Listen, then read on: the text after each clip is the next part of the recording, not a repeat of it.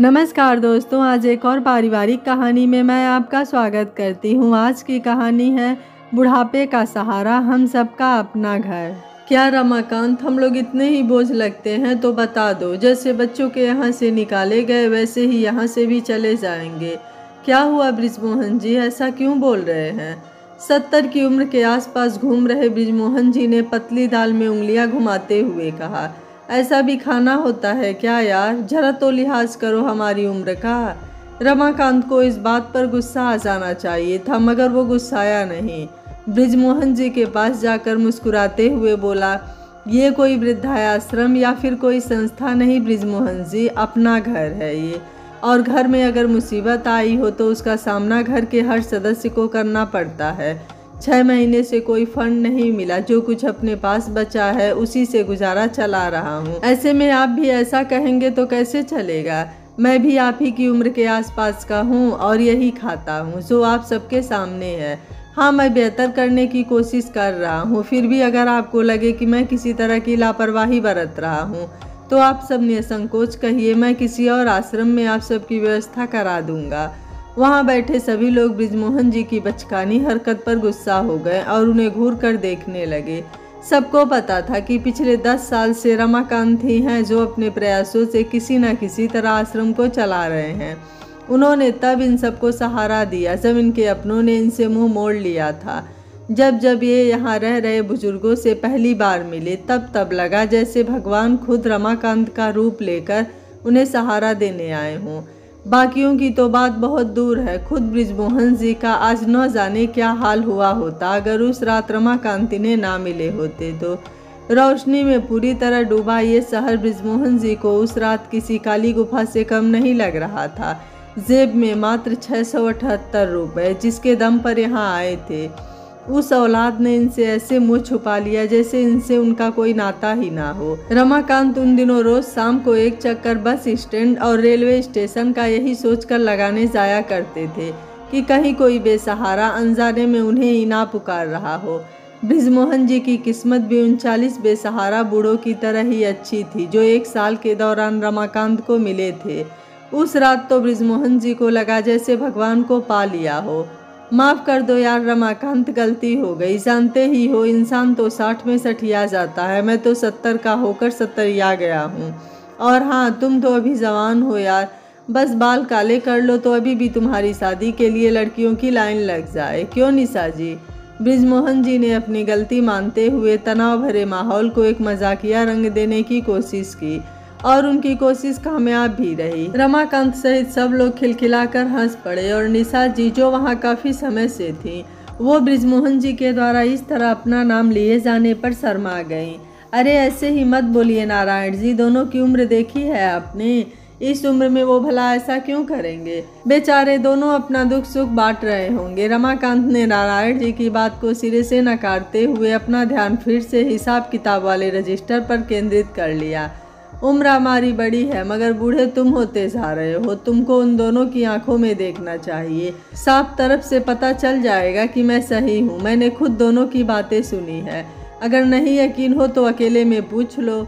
और रमाकांत, एक बात कान खोल कर सुन लो, आगे से ऐसा मत कहना कि उम्र बड़ी हो गई है तो प्यार नहीं हो सकता हमें। झुर्रियाँ चेहरे पर पड़ती हैं साहब, दिल हमेशा जवान ही रहता है। नारायण जी अपनी बात कहकर वहाँ से मुस्कुराते हुए चले गए। उनके जाने के बाद रमाकांत के होठों के इस छोर से उस छोर तक एक गहरी मुस्कुराहट दौड़ गई। अपना चश्मा उतार कर कुछ पल के लिए किसी पुराने ख्यालों में खो गए, फिर अचानक से उठे और हॉल की तरफ चले गए। रात के 11 बज रहे थे, सभी लोग अपने अपने बिस्तर पर जा चुके थे, सिवाय बृजमोहन जी और निशा जी को छोड़कर। दोनों ने हॉल में बनी खिड़की के पास कुर्सियां डटा रखी थी। खिड़की से दिख रहे चाँद को दोनों ऐसे निहार रहे थे जैसे मानो दोनों के दिल से निकल रही बातों के सही या गलत होने का फैसला चाँद मियाँ ही कर रहे हों। रमाकांत के होठों पर खेल रही मुस्कुराहट गहरी और शरारती हो गई। दोनों के ठीक पीछे जाकर रमाकांत ने झूठ मूठ का हल्का सा खांसा। अपने और चाँद के बीच किसी चौथे की आहट पाकर दोनों ने बुरी तरह चौंक कर पीछे देखा। अरे यार रमाकांत, डरा ही दिया तुमने तो। डरा तो आपने दिया बृजमोहन जी, रात अपना आधा सफ़र तय करने को है और आप दोनों यहाँ नई शुरुआत करने में लगे हैं। रमाकांत के हर बोल के साथ उसकी शरारती हंसी तेज होती जा रही थी, मगर इधर निशा जी ने शर्मा कर अपना सर झुका लिया था। अरे रमाकांत, भांग पी लिए हो क्या जो ये सब बोले जा रहे हो? अरे हम तो बस ऐसे ही बैठे अपना दुख सुख बांट रहे थे। बृजमोहन जी ने अपने चेहरे पर अचानक से चोरी पकड़े जाने वाले भाव को छुपाने की कोशिश करते हुए कहा। प्यार की शुरुआत दुख सुख बांटने से ही होती है बृजमोहन जी। ऐ अब ज़्यादा बोल रहे हो रमाकांत। प्यार का नाम सुनते ही बृजमोहन जी का चेहरा शर्म से लाल हो गया। निशा जी तो नीचे मुंह करके खिलखिला रही थी। हाँ, प्यार ही तो है। देखिए, इतनी देर से मैं यहाँ हूँ, मगर आप दोनों का हाथ अभी तक एक दूसरे के हाथ में है। रमाकांत दोनों के हाथों की तरफ इशारा करते हुए हंस पड़े और वो दोनों अब एकदम से शर्मा गए। बृजमोहन जी, प्यार बड़ी नायाब चीज़ है, जल्दी हर किसी को नहीं मिलती, और इस उम्र में जब बाकी सारी जिम्मेदारियों के साथ लोग क्या कहेंगे का भारी बोझ भी कंधों पर हो, तब तो और नहीं मिल पाता प्यार। आप दोनों खुद किस्मत हैं जो इस उम्र में जब हम अकेला महसूस करने लगते हैं खुद को, तब आपको एक दूसरे का साथ मिला। यहाँ कोई टोकने वाला नहीं, आपको कोई उम्र का वास्ता देकर आप पर हंसने वाला नहीं। अगर आप दोनों कहें तो इस प्यार को नाम दे दिया जाए। रमाकांत की बातों से निशा जी की मुस्कुराहट शर्म के खूबसूरत लिबास में छिप गई।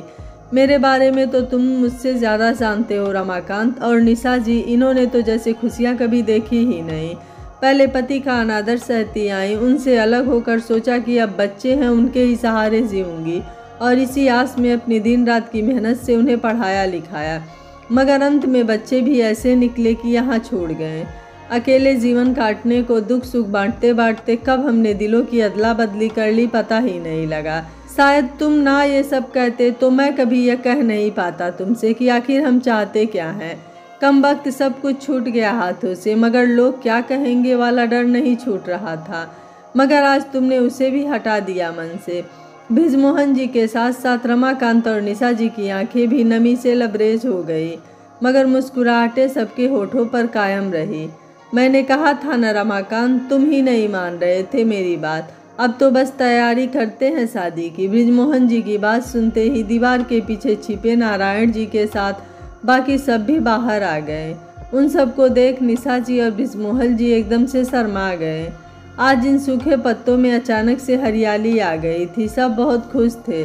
समाज के नियमों को ठेंगा दिखाते हुए दो बूढ़े अपने समान दिलों का मिलन करने जा रहे थे, और इसी खुशी में वहाँ के बाकी पुराने लोग भी आज अपने उन दिनों में लौट आए थे जब वो भी जवान हुआ करते थे। आज आश्रम में हर तरफ चहल पहल थी। दोनों की शादी का उत्साह सबके सर चढ़कर बोल रहा था। नसीर मियाँ बाजार से फूल लेने गए थे। इधर फूलों के बिना मंडप मायूस सा लग रहा था, और उधर नसीर मियाँ की कोई खबर ही नहीं थी। लगभग घंटे भर बाद नसीर मियाँ आते हुए दिखे, मगर वो अकेले नहीं थे। उनके स्कूटर के पीछे पुलिस की एक जीप के साथ साथ एक बड़ी सी गाड़ी और थी। इस खुशी के माहौल में अचानक से पुलिस का आ धमकाना सबके लिए चौंका देने वाली बात थी। नसीर भाई, साथ में पुलिस को क्यों लाए हो? सब खैरियत तो है? रमाकांत ने नसीर मियाँ से पूछा। मैं नहीं लाया रमाकांत भाई, ये तो आपको पूछते हुए आए हैं। वो गाड़ी में बैठा आदमी आपकी तस्वीर दिखाकर सबसे पूछ रहा था। जब मुझसे पूछा तो मैं इन्हें अपने साथ ले आया। नसीर मियाँ अपनी बात पूरी कर ही रहे थे कि बड़ी सी गाड़ी में से बहुत अमीर दिखने वाला एक आदमी बाहर निकला। पापा, आज 6 सालों बाद ये आवाज़ और ये संबोधन रमाकांत के कानों में पड़ा था। रमाकांत तो जैसे सुन्न सा हो गए थे उस आदमी को देखते ही। कहाँ नहीं खोजा आपको मैंने इतनी भी बड़ी गलती नहीं की थी पापा कि आप मुझे छोड़कर इतनी दूर चले आए। देखिए, मैंने वो सब कर लिया जो आप मुझसे करवाना चाहते थे। अब तो मुझे माफ़ कर दीजिए। रमाकांत और उस आदमी को छोड़कर और किसी की समझ में नहीं आ रहा था कि आखिर ये क्या हो रहा है। रमाकांत ने सबको बताया था कि उसका इस दुनिया में कोई नहीं है, इसलिए वो बस अपने जैसे अकेले लोगों को ढूंढ कर अपनों की कमी को पूरा करता है। एक पिता भले ही अपने बच्चे से कुछ पल के लिए निराश हो जाए निशांत, मगर कभी उससे हमेशा के लिए नाराज नहीं हो सकता। मुझे सब पता है कि मेरे बाद तुमने खुद में कितना सुधार किया। मैं तुमसे नाराज़ बिल्कुल भी नहीं हूँ, बल्कि मुझे तो अब तुम पर गर्व है। मैंने जो बिजनेस अपनी मेहनत से शुरू किया उसे तुम आसमान की बुलंदियों तक ले गए। तुमने खुद को बदला और अपनी एक अलग पहचान बनाई। ये भला किस पिता के लिए गर्व की बात नहीं होगी? मैं तुम्हारे लिए बहुत खुश हूँ निशांत, मगर अब मैं लौट नहीं सकता। वहाँ मौजूद सब लोग रमाकांत जी को बड़े आश्चर्य से देख रहे थे। ऐसा मत कहिए पापा, मेरी गलती थी जो मैंने आपका दिल दुखाया, मगर मैं जानता हूँ कि आपके बिना मैं कुछ भी नहीं हूँ। मैं बहक गया था पापा, मुझे लगा था कि मुझे ना आपके नाम की ज़रूरत है ना आपके वसूलों की। पैसे से मैं सब कुछ कर सकता हूँ, मगर मैं गलत था पापा। प्लीज़ मेरे साथ चलिए, वहाँ आपका पोता, आपकी बहू सब आपका इंतज़ार कर रहे हैं। निशांत की आंखों से पश्चाताप के आंसू बहते हुए रमाकांत जी के पैरों पर आ गिरे। मुझे भी उसकी बहुत याद आती है बेटा। एक वक्त ऐसा भी आया था जब मन हुआ कि मैं लौट जाता हूँ, सब कुछ मेरा ही तो है, मगर मेरे कदम ये सोचकर रुक गए कि अगर मैं आज लौट गया तो तुम वो कभी नहीं कर पाओगे जो तुम कर सकते हो। मैंने मेहनत की एक मुकाम हासिल किया, तुम जब बड़े हुए तो तुम्हें बना बनाया मुकाम मिला। मेहनत क्या होती है ये तो तुमने जाना ही नहीं। तुम्हें लगा कि तुम ये सब खुद से कर सकते हो। तुमने कहा तुम्हें मेरी और मेरे नाम की कोई ज़रूरत नहीं।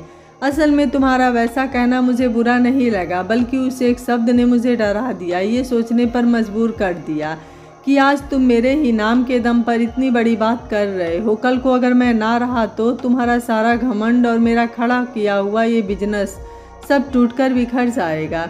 मैंने उसी दिन फैसला कर लिया कि अगर तुमने ये मन बना लिया है कि तुम्हें मेरे नाम और मेरी ज़रूरत नहीं, तो तुम्हें अब ये साबित करना होगा। मुझे ये भी पता है कि मेरे घर से निकलते ही बिजनेस में बहुत बड़ा नुकसान तुम्हें झेलना पड़ा, मगर फिर तुम संभले। तुमने वैसी ही मेहनत की जैसी मैं चाहता था, और आज देखो तुम अपने दम पर कामयाबी के शिखर पर हो। सबके सामने ये बात आ चुकी थी कि रमाकांत असल में कौन है और किस वजह से यहाँ वो ऐसे हाल में है। पापा, क्या अब आप कभी नहीं लौट कर आएंगे? निशांत अब बच्चों की तरह रोने लगा। तुम्हारी माँ के साथ एक सपना देखा था बेटा कि जब तुम सारा काम संभाल लोगे ना, तब मैं और वो एक ऐसा घर बनाएंगे जहाँ हमारे साथ वो बेसहारा लोग रहेंगे जो ज़िंदगी के उस दौर में होते हैं जब उन्हें अपनों की सबसे ज़्यादा ज़रूरत होती है, लेकिन तभी वो अपनों का साथ खो देते हैं। तुम्हारी माँ तो नहीं रही, मगर उसके साथ देखा ये सपना मेरे साथ हमेशा रहा। जब मैं तुम्हें बिना बताए घर से चला आया था तब ऐसा कुछ सोचा नहीं था, लेकिन कुछ दिनों खुले माहौल में बिताने के बाद मैंने ये महसूस किया कि कैसे मैं इतने वर्षों तक खुद को धोखा देता रहा, कैसे मैं अपनी संपत्ति को बढ़ाने की धुन में तुम्हारी माँ से किया वादा भूल ही गया था। लेकिन वो कहते हैं ना कि जब जागो तभी सवेरा। इस संसार में ज़रूरतमंदों की कमी कभी किसी को हो ही नहीं सकती। कमी है तो बस मदद करने वालों की। वो देखो सामने दीवार पर क्या लिखा है। सामने की दीवार पर इशारा करते हुए रमाकांत जी ने निशांत से कहा। निशांत ने अपनी गीली आंखों को किसी अबोध बच्चे की तरह अपनी कोट की बाजू से पोंछते हुए सामने देखा। सामने लिखा हुआ था कि अगर आप अपना परिवार खो चुके हैं तो हमें अपना बिछड़ा हुआ परिवार समझकर हमारे साथ रहें। आपके स्वागत के लिए सदैव तत्पर, हम सबका घर के सभी सदस्य की ओर से। अब तुम ही बताओ बेटा, भला कैसे मैं खुद के स्वार्थ के लिए इतने लोगों की जिम्मेदारी से मुंह मोड़ लूं? मैं तो तुम्हारा हमेशा था और हमेशा रहूंगा। अब कुछ वर्ष जो मेरे जीवन के बचे हैं उनमें मुझे इन सब का हो लेने दो। यहाँ मैं इन सब के और तुम्हारी माँ के साथ बड़े सुख में हूँ। मुझसे मेरा सुख मत छीनो। रमाकांत के साथ साथ वहाँ खड़े सभी लोगों की आंखें भर गई। रमाकांत निशांत के सामने हाथ जोड़े खड़े थे। निशांत ने झट से उन्हें गले लगा लिया। पापा, आप हमेशा हमारे साथ ही हैं। आप वही करिए जिससे आपके मन को सुकून मिलता है, और रही बात मेरी, तो मैं भी बेटे का फर्ज निभाने के लिए पीछे नहीं हटूंगा। रमाकांत जी ने मुस्कुराते हुए निशांत के इर्द गिर्द फैली अपनी बाहों को और कस लिया। रमाकांत जी ने निशांत से सबका परिचय कराया और उसे बताया कि आज बृजमोहन जी और निशा जी अपनी जिंदगी की एक नई शुरुआत करने जा रहे हैं। निशांत ने सबके पैर छुए और दूल्हा और दुल्हन को बधाई दी। रमाकांत जी के कहने पर निशांत शादी में रुक गया। सब यहाँ बहुत खुश थे। निशांत बस एक टक उन सब के चेहरे को देख रहा था। उन्हें गौर से देखने के बाद निशांत ये सोचने लगा कि इन सब ने कितनी खूबसूरती से अपने चेहरे की झुर्रियों को अपनी मुस्कान के नीचे छुपा लिया है। असल मायने में यही लोग जिंदगी को जी रहे हैं। लेकिन अगर पापा ना होते तो क्या इनको ऐसी खुशी मिल पाती?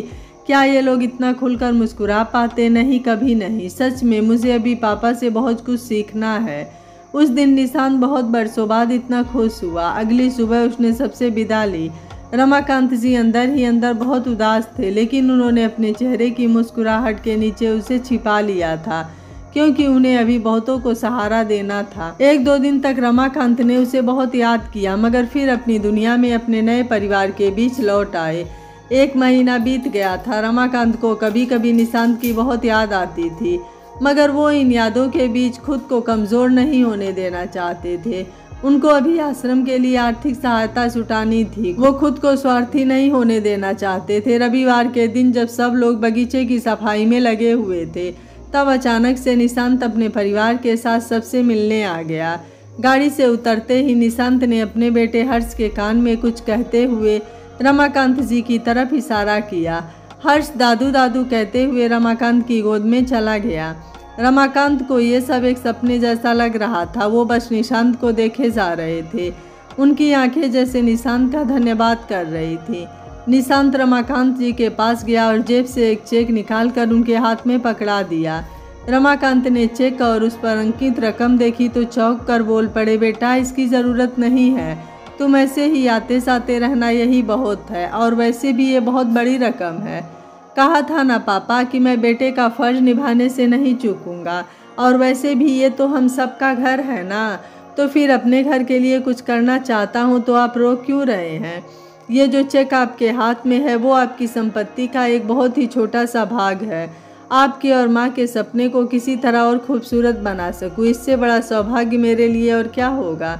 निशांत इतना कहकर मुस्कुरा दिया और रमाकांत जी एक तरफ निशांत को देख रहे थे तो दूसरी तरफ भगवान को सोचकर मुस्कुरा रहे थे। आज पूरा दिन घर में चहल पहल रही। निशांत की पत्नी समृद्धि ने सब महिलाओं के साथ मिलकर खाना बनाया। निशांत और रमाकांत जी ने बहुत सी बातें की और इधर हर्ष सभी बूढ़े बच्चों के साथ क्रिकेट खेलने में लगा रहा। अब निशांत हर महीने अपने परिवार के साथ यहाँ सभी से मिलने आता था और रमाकांत जी को अपने दोनों परिवारों का साथ मिल रहा था। जब कोई नहीं होता तो वो अपनी पत्नी की तस्वीर के आगे खड़े होकर मुस्कुराते हुए एकटक उसे देखते रहते, जैसे मन ही मन उनसे कह रहे हो कि देखो ना, अब हमारा सपना पूरा हो गया। यह कहानी आपको कैसी लगी, आप हमें अपनी राय कमेंट बॉक्स में ज़रूर दीजिएगा। वीडियो पसंद आया है तो वीडियो को लाइक शेयर एंड चैनल को सब्सक्राइब कर लीजिएगा। Thank you for watching. मिलते हैं अगली कहानी में।